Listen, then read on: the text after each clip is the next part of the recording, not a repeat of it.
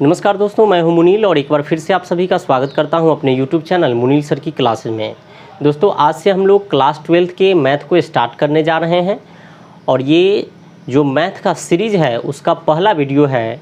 इसमें हम लोग क्लास 12th के मैथ के सिलेबस को देखने वाले हैं, यानी कि आपके एग्ज़ाम में किस चैप्टर से कितना नंबर का क्वेश्चन पूछा जाएगा, इस चीज़ को हम लोग देखेंगे। तो चलिए शुरू करते हैं। शुरू करने से पहले आपसे एक छोटा सा रिक्वेस्ट है कि अगर आप हमारे चैनल पर नए हैं तो प्लीज़ चैनल को सब्सक्राइब कर ले और बेल आइकन को प्रेस कर ले, ताकि जब भी कोई वीडियो इस चैनल पर अपलोड हो तो उसका नोटिफिकेशन आपको मिल जाए। मैं इसी तरह से वीडियो अपलोड करता रहूँगा और आपकी तैयारी आगे चलती रहेगी। तो चलिए शुरू करते हैं।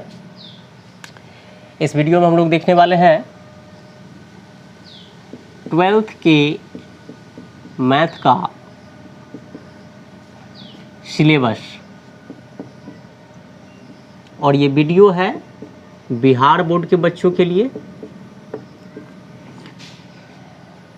देखिए, 12th के मैथ में आपको पढ़ना पड़ता है टोटल 6 यूनिट, और 6 यूनिट में से आपका किससे कितना नंबर का क्वेश्चन पूछा जाएगा उस चीज़ को हम देखते हैं। यूनिट फर्स्ट जो है आपका, इसका नाम है रिलेशन एंड फंक्शन, जिसको हिंदी में बोलते हैं संबंध एवं फलन। मैं हिंदी नहीं लिखूंगा, वैसे मैं पढ़ाऊंगा हिंदी और इंग्लिश दोनों मीडियम में, लेकिन आज मैं हिंदी नहीं लिख रहा हूं क्योंकि मैं नहीं समझता कि इसमें हिंदी लिखना ज़रूरी है। काफ़ी इजी चीज़ें हैं, सभी को पता है कि रिलेशन का मतलब संबंध होता है और फंक्शन का मतलब फलन होता है। तो रिलेशन फंक्शन है आपका फर्स्ट यूनिट में, और इससे एग्ज़ाम में पूछा जाता है 10 नंबर का क्वेश्चन। आपके एग्ज़ाम में इससे रहेगा कितने नंबर का क्वेश्चन, तो 10 नंबर का। इसमें आपको पढ़ना पड़ेगा 4 चीज़ों को। एक है रिलेशन यानी कि संबंध। पहला एक्सरसाइज जो होगा वो रिलेशन पर ही होगा। दूसरा एक्सरसाइज आपका फंक्शन का मिलेगा, यानी फंक्शन यानी फलन को पढ़ेंगे। तीसरा बाइनरी ऑपरेशन, द्विधारी संक्रिया, और इन्वर्स ट्रिगोनोमेट्रिक जो होता है वो इसी यूनिट का पार्ट है। यानी चौथा यूनिट जो आपको पढ़ना पड़ेगा वो है इन्वर्स ट्रिगोनोमेट्रिक फंक्शन। बहुत सारे लोग समझते हैं कि जो ये ट्रिगोनोमेट्री है यानी कि त्रिकोणमिति है वो अलग है। नहीं, वो इसी में है, आपका रिलेशन एंड फंक्शन में ही आता है। और ये चारों पढ़ने के बाद आपका क्या है, कितने नंबर का क्वेश्चन एग्जाम में पूछेगा, 10 नंबर का। एक चीज़ और समझ लेंगे कि अभी जो मैं सिलेबस बता रहा हूँ वो आपके एग्ज़ाम में यदि 100 मार्क्स का क्वेश्चन पूछता है तो उसके अकॉर्डिंग बता रहा हूँ। यानी कि यदि अगर 100 मार्क्स का क्वेश्चन आपके एग्ज़ाम में आता है 100 नंबर, तो उसमें से जो 10 नंबर रहेगा वो रिलेशन एंड फंक्शन का ही रहेगा। मान लीजिए कि अथवा वाला भी अब देने लगा है, तो अथवा के सिस्टम से अगर देखिए, अथवा के हिसाब से तो सीधे क्वेश्चन जो है वो क्या करता है, वो डबल दे देता है। अगर मान लीजिए कि 100 नंबर के जगह पर वो क्या करता है, 150 नंबर का क्वेश्चन दे रहा है, वो 150 मार्क्स का, तो फिर क्या होगा कि ये भी क्या हो जाएगा, 1.5 गुना हो जाएगा। यानी कि कितना नंबर का क्वेश्चन इससे रहेगा, 15 नंबर का रहेगा। मान लीजिए कि 200 नंबर का क्वेश्चन पूछ रहा है, हालांकि बनाना आपको 100 मार्क्स का ही है, लेकिन पूछ रहा है 200 मार्क्स का, तो ये भी क्या होगा, डबल हो जाएगा। इसमें से कितना पूछने लगेगा, 20 नंबर का पूछने लगेगा। तो ये चीज़ आप क्लियर कर लीजिए कि जो मैं सिलेबस बता रहा हूँ वो 100 मार्क्स का क्वेश्चन पूछेगा, उसके अकॉर्डिंग बता रहा हूँ। अगर अथवा करके उसको 150 कर दे या 200 नंबर का क्वेश्चन पेपर कर दे तो उसी रेशियो में क्या होगा, ये भी बढ़ेगा। चलिए अब यूनिट 2 को देखते हैं। यूनिट 2 में क्या है, यूनिट 2 है आपका अलजेब्रा यानी कि बीजगणित। अलजेब्रा से आपके एग्जाम में क्वेश्चन पूछा जाता है 13 नंबर का, और इसमें आपको पढ़ना पड़ता है दो चीज़, एक है आपका मैट्रिक्स जिसको हिंदी में कहते हैं अवयव, और दूसरा है डिटर्मिनेंट जिसको हिंदी में कहते हैं सारणिक। ये दोनों पढ़ने के बाद आपसे एग्ज़ाम में क्वेश्चन कितना का बनने लगेगा, 13 नंबर का क्वेश्चन बनने लगेगा। अब देखिए आगे क्या है, यूनिट 3। यूनिट 3 में देखते हैं, यूनिट 3 में क्या है। तो सबसे इम्पोर्टेंट चैप्टर जो है वो आपका यूनिट 3 ही है, कैलकुलस जिसको हिंदी में कलन कहते हैं। थोड़ा सा वास्ट भी है, थोड़ा सा टफ भी लगेगा, लेकिन इससे जो आपके एग्ज़ाम में क्वेश्चन है वो सबसे ज़्यादा रहता है। 40 नंबर का क्वेश्चन आपके एग्ज़ाम में पूछा जाता है। ये चैप्टर जो है काफ़ी इम्पोर्टेंट है और इससे सबसे ज़्यादा नंबर का क्वेश्चन पूछा जाता है और इसमें पढ़ना भी आपको ज़्यादा पड़ता है। इसमें पढ़ना पड़ेगा, पहला जो एक्सरसाइज होगा कंटिन्यूटी एंड डिफरेंशिएबिलिटी पर होगा।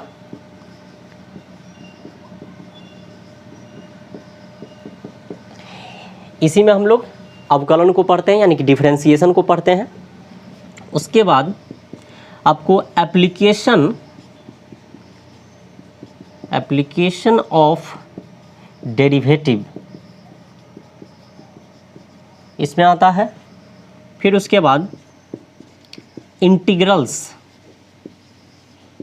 जिसको आप लोग इंटीग्रेशन भी कहते होंगे। तो इंटीग्रल्स में आपका दो टाइप का पढ़ना पड़ता है, एक इंडिफिनिट इंटीग्रल होता है और एक डिफिनिट होता है, एक निश्चित समाकलन और एक अनिश्चित समाकलन होता है। तो ये दोनों पढ़ना है, जब हम लोग पढ़ेंगे तो वहाँ बारीकी से देख लेंगे। फिर उसके बाद इसका एप्लीकेशन पढ़ना पड़ेगा आपको, एप्लीकेशन ऑफ इंटीग्रल्स।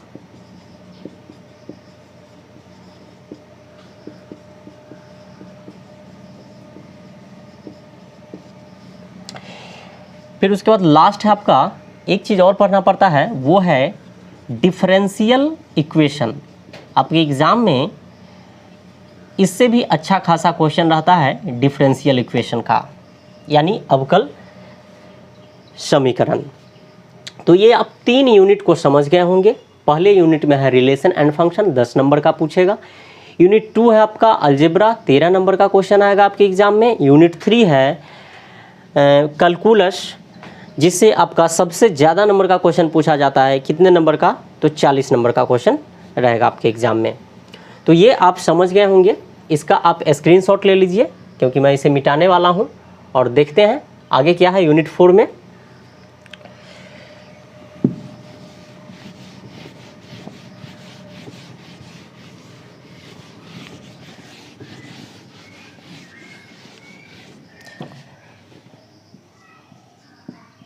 यूनिट 4 में आपको पढ़ना है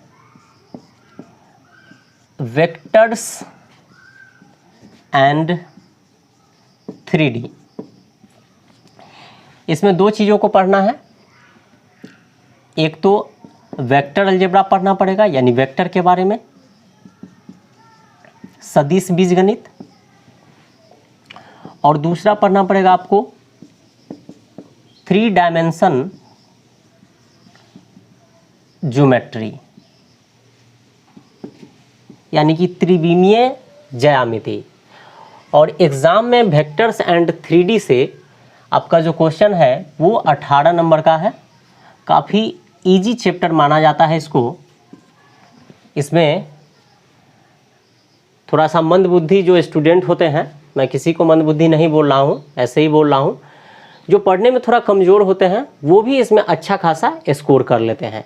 अगर कैलकुलस यानी कि यूनिट 3 की अपेक्षा इसको देखा जाए यूनिट 4 को, तब काफ़ी ही इजी चैप्टर है और इससे पूछा जाता है आपका 18 नंबर का क्वेश्चन।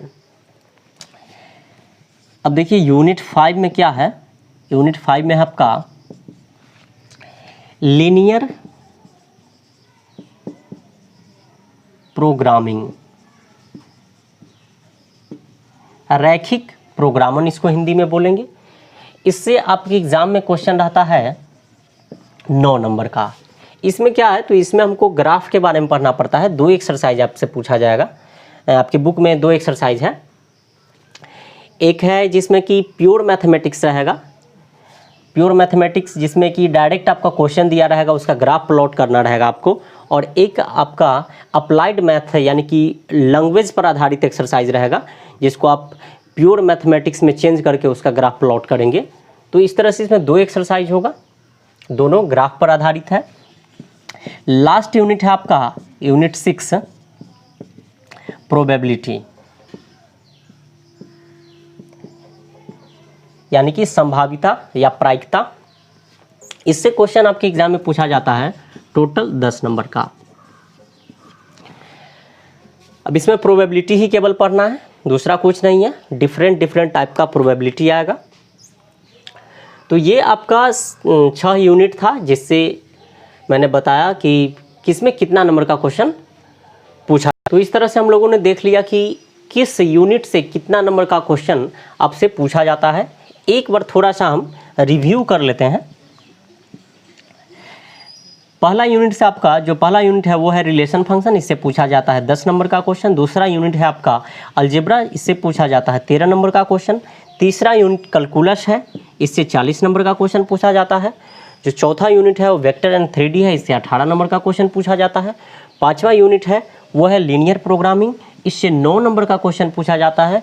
और लास्ट जो है 6th यूनिट वो है आपका प्रोबेबिलिटी, जिससे 10 नंबर का क्वेश्चन पूछा जाता है। सबको ऐड करें तो हो जाएगा 9 8 17 3 20 का 0 1 1 2 4 6 1 7 8 और 2 10 यानी 100 मार्क्स। तो अगर 100 मार्क्स का क्वेश्चन आपसे पूछता है एग्जाम में तो इस तरह से पूछेगा किस यूनिट से कितना नंबर का। इसी रेशियो में अगर 200 नंबर का क्वेश्चन आपसे एग्जाम में पूछता है तो इसका भी क्या होगा, उसी रेशियो में बढ़ेगा। तो ये समझ गया। अब इसका स्क्रीनशॉट अगर आप लेना चाहते हो तो स्क्रीनशॉट ले सकते हैं। अब थोड़ा सा एग्ज़ाम में जो आपका क्वेश्चन पूछा जाता है, किस तरह से आपका क्वेश्चन पेपर होगा वो थोड़ा समझ लेते हैं। अब बात करते हैं क्वेश्चन पेपर के फॉर्मेट की। आपके एग्ज़ाम में जो क्वेश्चन पेपर होगा वो किस तरह का दिखेगा, किस प्रतिरूप का होगा, किस टाइप के क्वेश्चन होंगे उसको देखते हैं। तो आपके एग्ज़ाम में 3 टाइप का क्वेश्चन पूछा जाता है। एक है ऑब्जेक्टिव, दूसरा होगा आपका शॉर्ट टाइप क्वेश्चन यानी 2 मार्क्स का क्वेश्चन, और एक होगा लॉन्ग टाइप क्वेश्चन यानी कि 5 मार्क्स का क्वेश्चन। ये जो आपका न्यू पैटर्न है जिसके अकॉर्डिंग आपका 2020 में एग्ज़ाम हो चुका है, 2021 में भी इसी अकॉर्डिंग से आपका एग्ज़ाम होगा। तो उसके अनुसार मैं बता रहा हूँ कि ऑब्जेक्टिव क्वेश्चन होगा 2 मार्क्स का क्वेश्चन होगा और एक 5 मार्क्स का क्वेश्चन होगा। ऑब्जेक्टिव क्वेश्चन की संख्या होगी 60, जिसमें से आपको 50 का ही जवाब देना है। 2 मार्क्स के क्वेश्चन होंगे 27, जिसमें से आपको 15 का जवाब देना है। और 5 मार्क्स का जो क्वेश्चन होगा वो होगा 8 और आपको जवाब देना है 4 क्वेश्चन का। तो इस तरह से ऑब्जेक्टिव के लिए आपको 1 नंबर मिलेगा। तो ये यहाँ से आपका हो गया 50 और ये 30 नंबर का, और ये लॉन्ग टाइप जो है 5 नंबर का होगा। तो ये 4 5 20। इस तरह से आपका एग्ज़ाम में इतना क्वेश्चन आपको बनाना रहता है। 100 मार्क्स का क्वेश्चन, नंबर ऑफ क्वेश्चन ज़्यादा रहेगा, क्वेश्चन आपसे ज़्यादा पूछा जाएगा, लेकिन आपको बनाना कितना है, इतना ही बनाना है, तब जा कर के आपको 100 नंबर आएंगे। अगर आप इससे अधिक बनाते हैं तो फिर किसी काम का नहीं है वो, उसका नंबर नहीं मिलेगा। तो दोस्तों आज की वीडियो में बस इतना ही था। वीडियो कैसा लगा कमेंट करके बताइए। अगर वीडियो अच्छा लगा है तो प्लीज़ वीडियो को लाइक कर दीजिए, अपने दोस्तों में शेयर कर दीजिए, और मिलते हैं अगले वीडियो में। अगले वीडियो में हम लोग स्टार्ट करेंगे मैट्रिक्स को। वैसे आप लोग भी अपना सुझाव देंगे किस चैप्टर को स्टार्ट किया जाए। तो ठीक है, मिलते हैं अगले वीडियो में। जय हिंद, जय भारत, वंदे मातरम।